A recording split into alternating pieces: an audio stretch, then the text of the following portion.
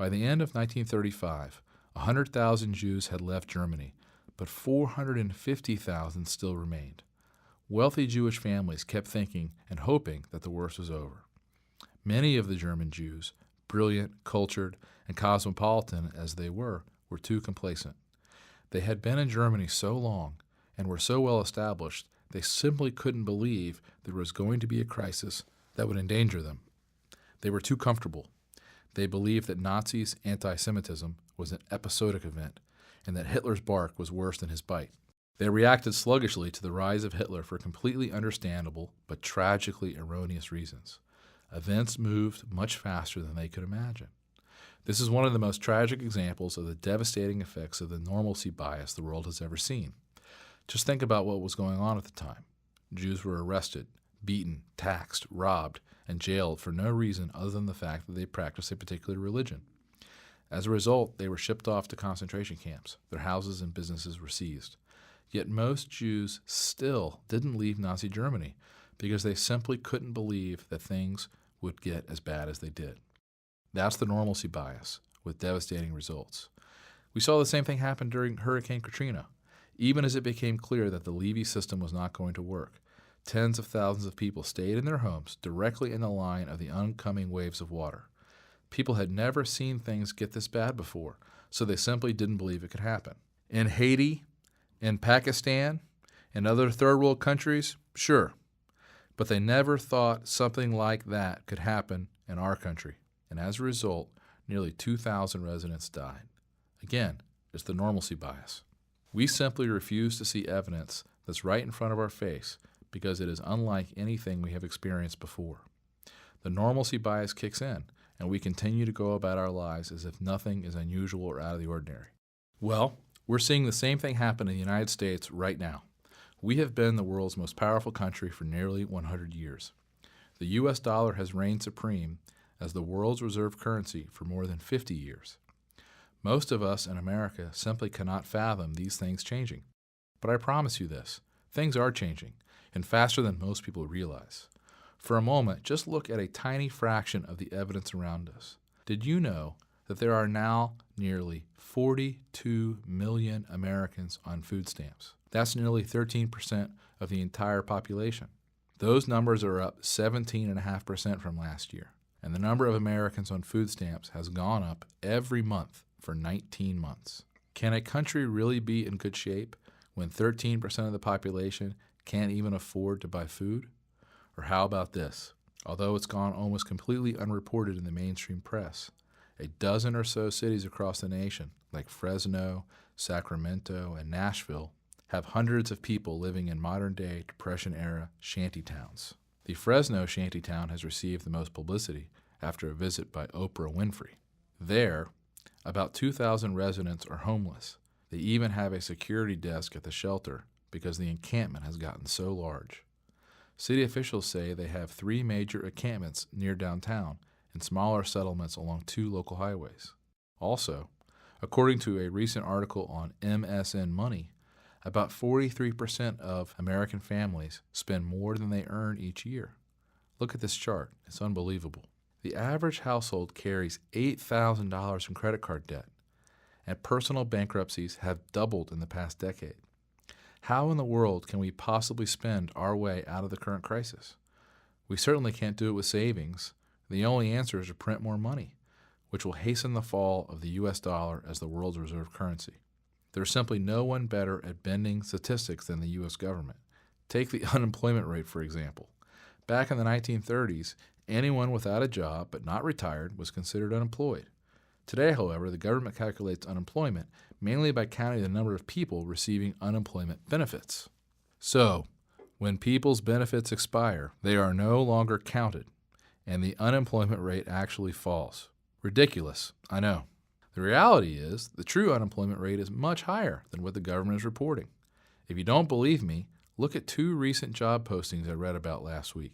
In Long Island City, an estimated 2,000 people waited in line at the local employment office, some for as long as 4 days, to apply for 100 elevator mechanic apprenticeship positions. And in Massillon, Ohio, 700 people recently applied for a single janitorial job. paying $16 an hour plus benefits. The point is, our country is not growing jobs because the government makes it harder and harder for businesses. With current regulations in place, our country will never experience the type of growth necessary to dig our government out of the hole they've put themselves in. I'm sure you think I'm exaggerating, but just look at what the CEO of one of America's most important companies said a few weeks ago. Intel CEO Paul Otellini said in a recent speech, "I can tell you definitively it costs $1 billion more per factory for me to build, equip, and operate a semiconductor manufacturing facility in the United States." He said that 90% of the additional costs are not from higher labor rates, but from higher taxes and regulatory charges, which other nations simply don't impose. Cypress Semiconductor CEO T.J. Rogers agreed that the problem is not higher U.S. wages, but anti-business laws. He was quoted in an interview with CNET News. The killer factor in California for a manufacturer to create, say, 1,000 blue-collar jobs is a hostile government that doesn't want you there and demonstrates it in thousands of ways. Few Americans today realize that we have the second highest corporate tax rate in the world. And since Japan's new prime minister announced that he plans to reduce the country's corporate tax rate by 15%, the U.S. will soon have the highest corporate tax rate in the world. Why would anyone want to start a business here when they can do it for less money and keep more of the money they make by locating elsewhere? It's just another good reason to avoid the U.S. dollar. So is this. Did you know in 1979 there were 61 American companies that earned a top-level AAA credit rating from Moody's? Today there are only 4. Automatic Data Processing, Exxon, Johnson & Johnson, and Microsoft. Does this sound like an economic recovery to you when only 4 companies in the entire country are stable enough to earn a AAA credit rating? It certainly doesn't to me, but it's nothing compared to what's going on in the housing sector. You want to know how crazy things are in the U.S. right now? Consider the bizarre state of the Las Vegas housing market, where the New York Times reports that building is booming again in a city where nearly 10,000 new houses are empty, thousands are in foreclosure, thousands of regular people have simply stopped paying their mortgages, and average prices are down more than 60% since 2006. What could possibly be driving this building mania? Well, it turns out that buyers don't want homes that were built during the boom because they sit in neighborhoods that look like ghost towns, and because many of these never-occupied houses are filled with cockroaches and other critters. So local builders are doing the worst possible thing they could be doing in Las Vegas right now. They're building more homes. Similar scenarios are taking shape in Phoenix and other U.S. cities. Of course, this might look good for economic numbers, but all it does is make the situation much, much worse in the long run. Want to see another crazy trick some businesses are using to artificially boost their earnings? This is just incredible to me. If you've been reading my work at all over the past few years, you know that I am extremely bearish on the for-profit education sector, such as the University of Phoenix. What could possibly be wrong with institutions that offer inexpensive education to tens of thousands of students across the country? Well, to me, it's just another symptom of how distorted and crazy our economy and our country have become. Here's what I mean. One of the crazy practices some institutions employ is to actually seek the enrollment of homeless people into their programs. You probably think I'm making this up, but Businessweek recently ran a report on this practice. Why would they do this? Well, because these folks qualify for federal grants and loans that are used to pay college tuition fees. According to the reports I read, the University of Phoenix, for instance, relies on federal funds for more than 85% of its revenues. At another for-profit school, Drake College of Business, almost 5% of the student body at its Newark, New Jersey campus is homeless, Businessweek reported. Of course, the majority of these students will never be able to repay their loans, but the colleges don't care. That's the government's problem, not theirs. Once again, it's the taxpayers like you and me who will be left holding the bag. And here's another good reason why investors are afraid of holding dollars right now.